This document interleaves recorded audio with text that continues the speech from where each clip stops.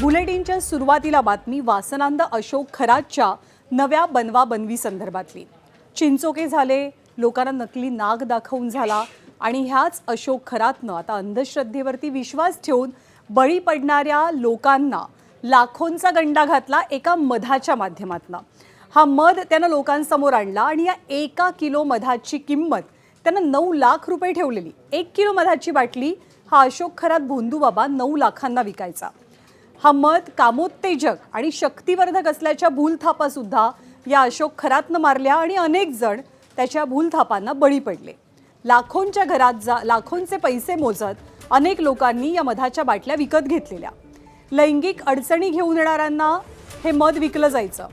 एल्विश हनीच्या नावाखाली विकला जाणारा हा मध तुर्कीच्या समुद्रातल्या खोल गुहेतनं मिळतो असा बनाव सुद्धा खरातनं रचलेला।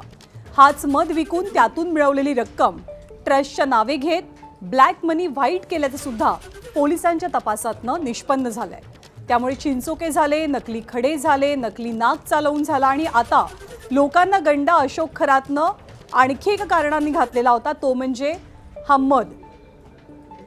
1 किलो मधाची बाटली अशोक खरात 9 लाखांना विकायचा।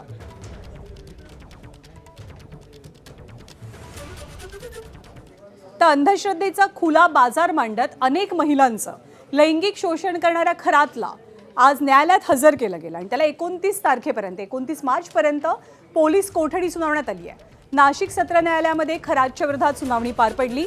भोंदू खरातनं नरबळी दिल्याचा संशय असल्याचा धक्कादायक युक्तिवाद सरकारी वकिलांनी आजच्या सुनावणी दरम्यान केलाय। सोबतच खरात स्वतःला सिद्ध पुरुष समजायचा असंही वकिलांनी म्हटलंय। खरातच्या ताब्यातनं खरातकडनं एक काळ्या रंगाची रिव्हॉल्वर आणि 31 जिवंत आणि 5 वापरलेली काडतुसं जप्त झाली आहेत। त्यामुळे सरकारी वकिलांनी केलेल्या नरबळीच्या दाव्यानं मोठी खळबळ उडाली आहे। नरबळी देण्यासाठी किंवा भीती घालण्यासाठी खरातनं या बंदुकीतल्या गोळ्यांचा वापर केला होता का याचा शोध आता पोलीस घेतात। महिलेच्या लैंगिक शोषणावरनं सुरू झालेला हा सगळा तपास आता थेट नरबळीपर्यंत पोहोचल्यानं मोठी खळबळ उडाली आहे।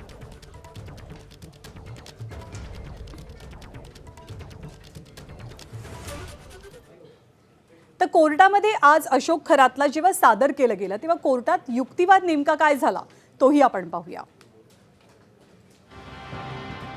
सरकारी वकिलांनी म्हटलं की कॉस्मोलॉजीचा अभ्यास होता असं खरात सांगायचा। खरातकडे 6,53,000ची रोकड सापडली आणि एक लॅपटॉप सुद्धा मिळाल्याची माहिती सरकारी वकिलांनी दिली। तर खरातकडे काळ्या रंगाची एक रिव्हॉल्वर आणि 31 काडतुसंही सापडली। त्यातली 5 काडतुसंही वापरलेली असल्यामुळे खरातनं नरबळी दिल्याचा संशय सुद्धा सरकारी वकिलांनी व्यक्त केला आणि खरात वाघाच्या माध्यमातून सापाच्या माध्यमातून लोकांना भीती दाखवायचा, भीती घालायचा। हरणाची काळी आणि पांढरी कस्तुरी सुद्धा खरात लोकांना देत असल्याची माहिती सरकारी वकिलांनी दिली। खरातनं हरणाची हत्या केल्याचा सुद्धा संशय व्यक्त झाला। तर खरातवरती वन कायद्याअंतर्गत सुद्धा कलम लागू होऊ शकतात असं सरकारी वकिलांनी म्हणणं मांडलं। तर खरातच्या वकिलांनी हा युक्तिवाद खोडून काढत म्हटलं की खरातचा 7 दिवसांपासून तपास सुरू आहे, त्याची चौकशी केली जाते आणि खरातला पुन्हा कोठडी वाढवून देण्याची गरज नाही। त्यामुळे पोलीस कोठडी नको तर न्यायालयीन कोठडी द्या अशी मागणी खरातच्या वकिलाकडनं झाली आणि खरात प्रकरणी पेनड्राईव्हचा कुठेच उल्लेख नसल्याचं आरोपीच्या वकिलांनी म्हटलं। अजून कोणती कागदपत्र घेणं बाकी नसल्याचा उल्लेख सुद्धा खरातच्या वकिलांनी केला। रजिस्टर्ड ऑफिसमधनं कागदपत्र मिळू शकतात, त्यासाठी कोठडीची गरज नसल्याचं नमूद केलं आरोपीच्या वकिलांनी। तर पीडितेचे वकील सुद्धा न्यायालयात होते, त्यांनी असं म्हटलं की खरातवरती लैंगिक छळाचा आणि फसवणुकीचा गुन्हा आहे।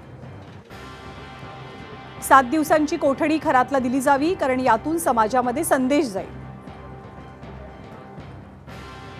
अशोक खरात आरोपी त्यानं काय म्हटलं की सापाबद्दल आणि वाघाबद्दल आपल्याला काहीही माहीत नसल्याचं खरात म्हणतोय। हे सगळं आपण पहिल्यांदाच ऐकत असल्याचं सुद्धा त्यानं कोर्टात सांगितलं। मंदिरात जायचो तेव्हा 100 लोक असायचे। 5 दिवसांच्या कोठडीमध्ये जे जे प्रश्न विचारले त्याची सगळ्याची उत्तरं आपण दिली असल्याचं खरातनं सांगितलं। तर याच अशोक खरात प्रकरणी आज मुख्यमंत्री गृहमंत्री देवेंद्र फडणवीसांनी सभागृहामध्ये निवेदन दिलं आणि यावेळी मुख्यमंत्र्यांनी खरातच्या काळ्या कारनाम्यांचा पाढाच वाचला।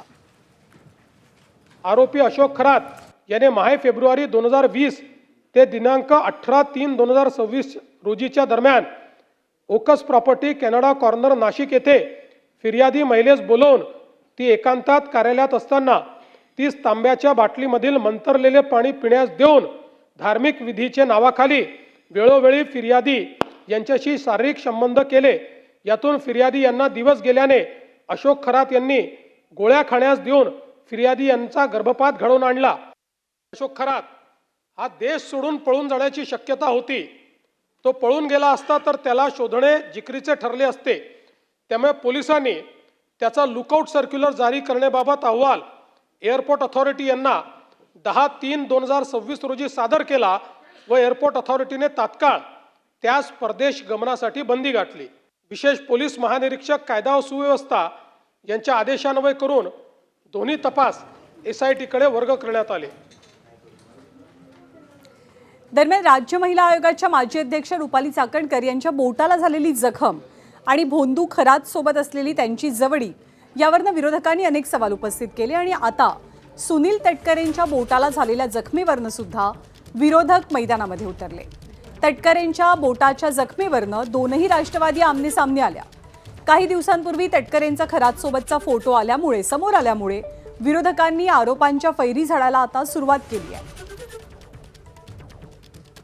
प्रवीण ठाकूर मला भेटायला आले। मग प्रवीण ठाकूरांनी कबूल केले की ते माझ्या समोरचे उमेदवार आनंद गीतेचे काम करत होते, पण एक कौटुंबिक नात्याने भेटायला आले। त्यांना भेटून मी निघाले असताना त्यांनी दरवाजा लावला।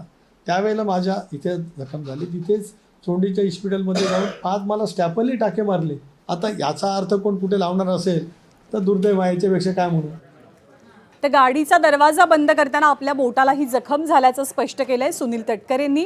त्यांच्या अंगठ्याला जखम झाल्याचे फोटो व्हायरल करण्यात आले होते। दरम्यान खरातच्या जाळ्यामध्ये अनेक राजकीय नेते सुद्धा अडकल्याचा आरोप होतोय। आता नवनवीन नावं समोर येतात। खुद्द प्रहार संघटनेचे बच्चू कडू अडचणीत येण्याची शक्यता आहे। बच्चू कडूंचा अशोक खरातच्या पाया पडतानाचा व्हिडिओ व्हायरल झालाय। तुम्ही भाजपचे मंत्री व्हाल तेव्हा इथे याल अशा आशयाचा संवाद बच्चू कडू आणि खरातांमध्ये झाल्याचं या व्हिडिओमधनं ऐकू येत आहे। लाईक टू से मला तुम्हाला एकच गोष्ट म्हणायची, जेव्हा तुम्ही बीजेपीमध्ये मंत्री असाल तेव्हा तुम्ही इथं या शोधला सांगणार होते। लाईक टू से मला तुम्हाला एकच गोष्ट म्हणायची, जेव्हा तुम्ही बीजेपीमध्ये मंत्री असाल तेव्हा तुम्ही इथं या शोधला सांगणार होते। त्या भोंदू खरात सोबतचा व्हिडिओ व्हायरल झाल्यावर बच्चू कडूंनी स्पष्टीकरण दिले, आपण पाहूया। भोंदू बाबाचा आम्ही निषेधच करतो, त्यांचं समर्थन कधीच करू शकत नाही।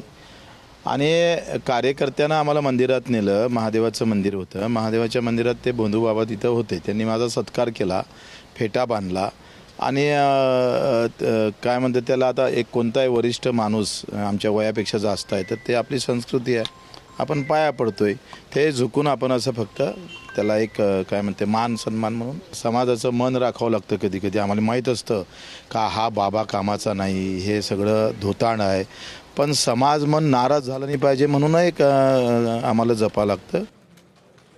आणि अनेक महिलांचं लैंगिक शोषण करून चिंचोके लाख रुपयांना विकून, एक मध 9 लाखांना 1 किलोची बॉटल विकून या अशोक खरातनं बरीच काळी माया जमा केलेली होती। खूप मोठी संपत्ती त्यानं जमवल्याचं समोर येत आहे। नाशिकमध्ये खरातनं आलिशान बंगले, तर शिर्डीमध्ये फार्म हाऊस आणि अनेक मोक्याच्या ठिकाणी भूखंड आणि 48 गुंठ्यांवरती पसरलेल्या लॉन्समध्ये पार्टनरशिप, अशी सगळी संपत्ती, अशी सगळी माया खरातनं गोळा केलेली।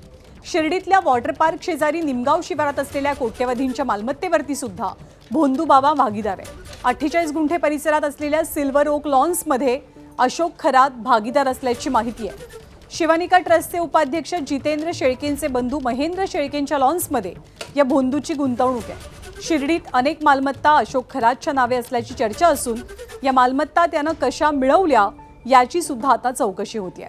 भक्तांना गंडवून, भक्तांना फसवून भोंदू मांत्रिक अशोक खरातनं जमा केलेल्या संपत्तीचा पूर्ण हिशेब अजून व्हायचा बाकी आहे।